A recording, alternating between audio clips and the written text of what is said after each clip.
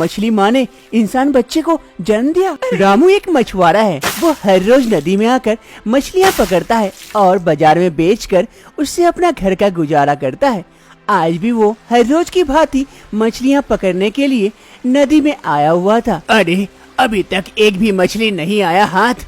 क्या होगा आज, क्या मिलेगा बाजार में? कुछ भी नहीं। और एक बार कोशिश करता हूँ। फिर रामू अपने जाल को नदी में फिर से एक बार फेंकता है मछली पकड़ने के लिए। और फिर जैसे ही जाल घिसता है उसे जाल बड़ी ही भारी लगती है। अरे इतनी भारी कैसे हो गई जाल? ये तो कुछ मछलियाँ फंस भी जाएगी तो भी इतनी भारी नहीं होगी। कहीं पत्थर में अटक तो नहीं गया मेरा जाल? लेकिन यहाँ तो नीचे काफी गहराई है, यहाँ तो पत्थर भी नहीं है, तो इतनी भारी क्यों? अरे रामू, क्या हो गया? जाल कहीं फंस गई या बड़ी मछली फंसी है? अरे काका, वही लग रहा है, कहीं बड़ी मछली फंसी है।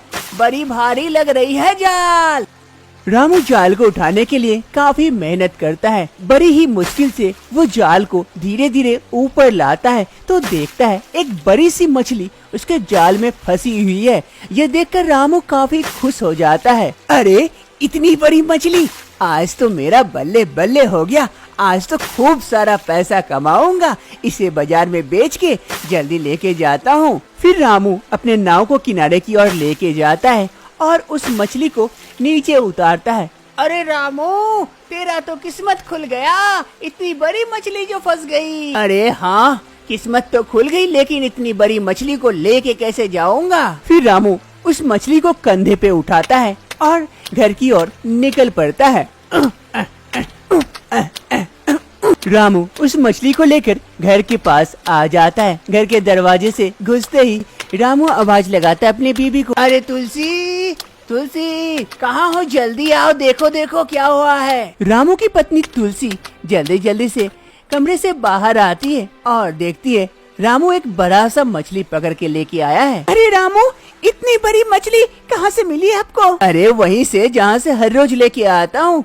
आज इतनी बड़ी मछली फंस गई। देखो, आज तो बाजार में बेच के खूब पैसा कमाऊंगा। रामू और तुलसी के शादी को काफी साल हो चुके थे, लेकिन अभी तक उनका कोई भी संतान नहीं था, जिस कारण वो लोग दुखी रहते थे और ऊपर वाले से एक संतान की कामना करते थे। अरे तुलसी, क्या सोच रही हो? जाके कुल्हाड़ी लेके आओ। इस मछली को ऐसे थोड़ा ना लेके जा पाऊंगा, काट के लेके जाऊंगा ना। हाँ हाँ, अभी लेके आती हूँ। फिर रामू उस मछली को अच्छे से रखता है।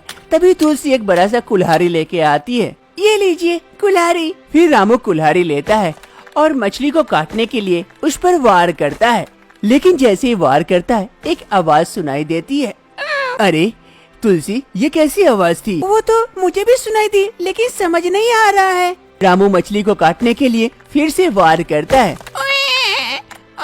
अरे तुलसी, ये तो बच्चे की रोने की आहट है, लेकिन कहाँ से आ रही है? अरे रामू, कहीं इस मछली के पेट से तो नहीं? देखिए ना। मछली के पेट से इंसानी बच्चा? अभी देखता हूँ जल्दी से। फिर रामू जल्दी से मछली को आराम से काट देता है और ध्यान से देखता है। मछली के पेट से एक इंसानी बच्चा निकलता है। ये देखकर रामू और तुलसी दोनों आश्चर्यचकित हो जाते हैं।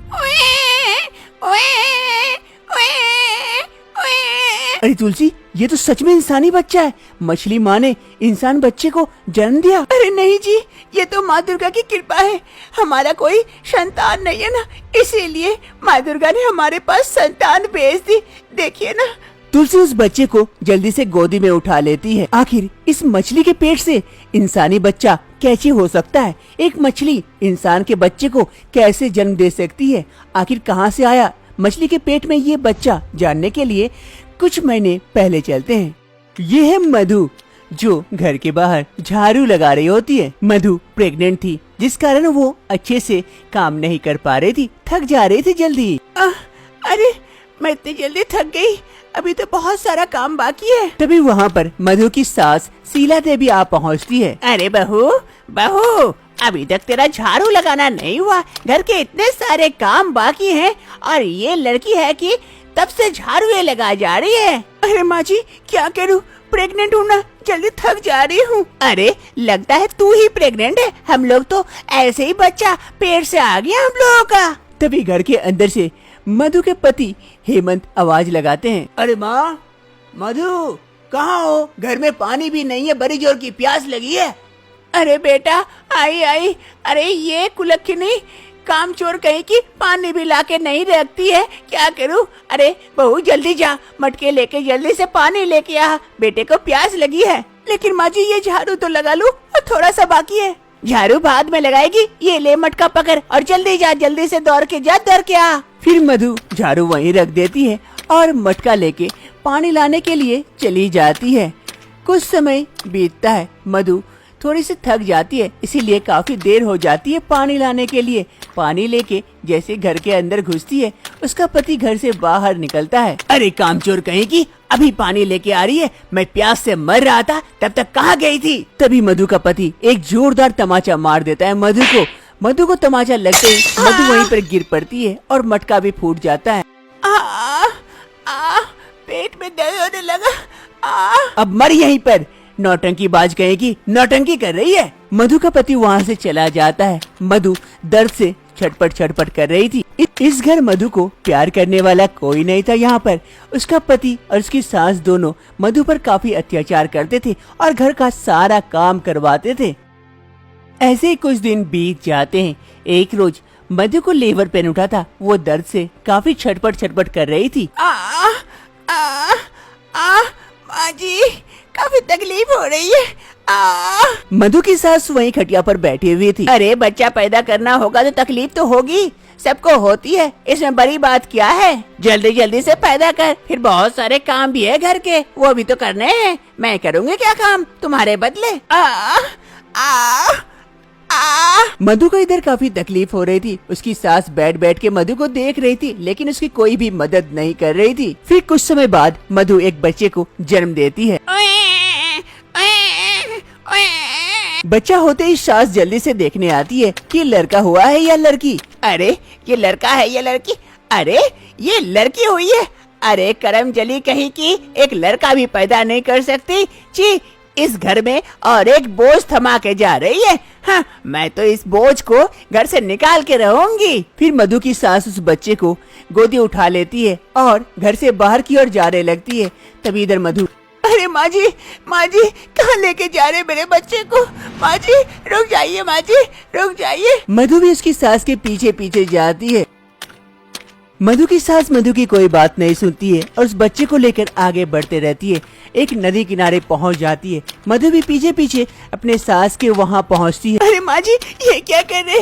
मत कीजिए ऐसा मेरे बच्चे के साथ, माँ जी ऐसा बाप मत कीजिए, माँ जी मत कीजिए, मेरे बच्चे को मेरे हवाले कर दीजिए माँ जी। अरे तेरी तरह आज से ये बच्चे भी हमारे लिए बोझ हो जाएगी। नहीं, मैं इस बच्ची को नहीं रहने दूंगी। आज ही मैं इसे वहाँ भेज दूंगी जहाँ से आई है ये। अरे नहीं माँ जी, ऐसा मत कीजिए मेरे बच्चे के साथ, माँ जी मत कीजिए, रहम कीजिए मेरे बच्चे पर, ऐसा जुल्म मत कीजिए। मधु की सास मधु की एक नहीं सुनती है और उस बच्ची को उस बड़े से नदी में फेंक देती है। माँ जी ये क्या किया? तभी अचानक से उसकी सास की भी पैर फिसल जाती है और वो भी नदी में गिर पड़ती है।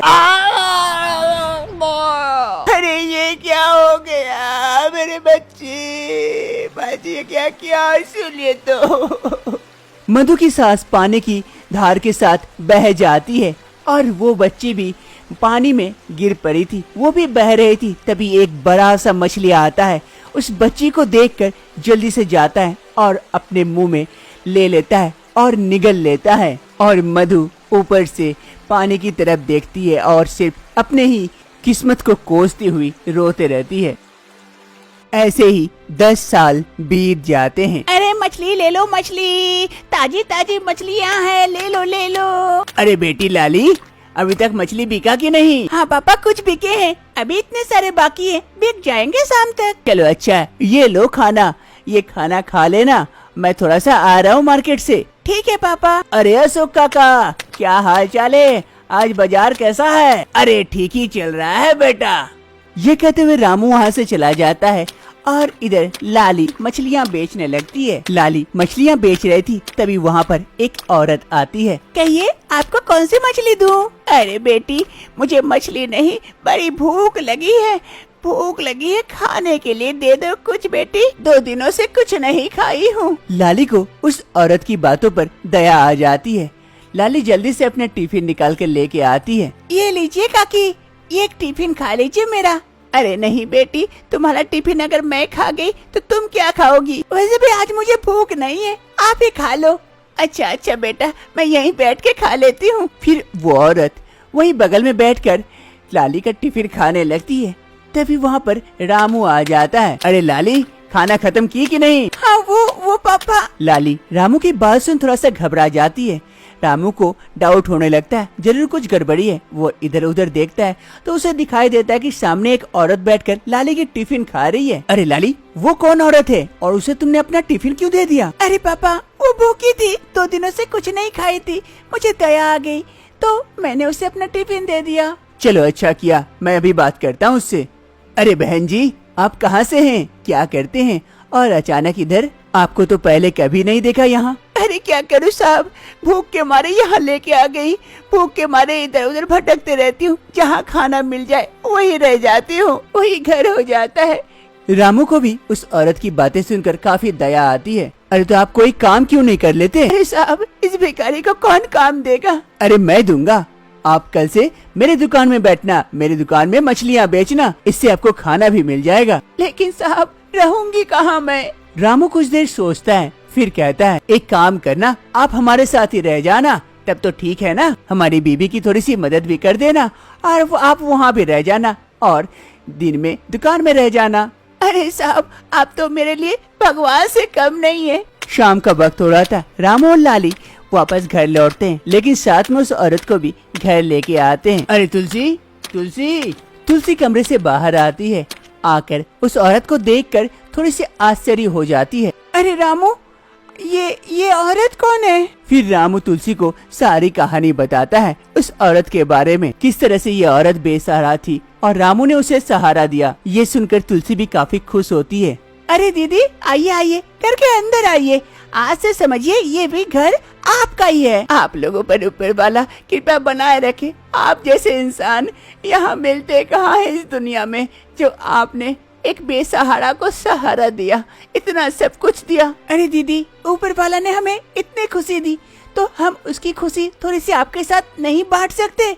अब से मधु भी लाली, रामू और तुलसी के साथ रहने लगती है। खुशी खुशी सभी कोई एक परिवार जैसा रहने लगते हैं। अनजाने में ही सही, लेकिन ऊपर वाले ने फिर से मधु को उसकी बेटी के साथ मिला दिया। इसीलिए तो कहते हैं, ऊपर वाले के घर देर है अंधेर।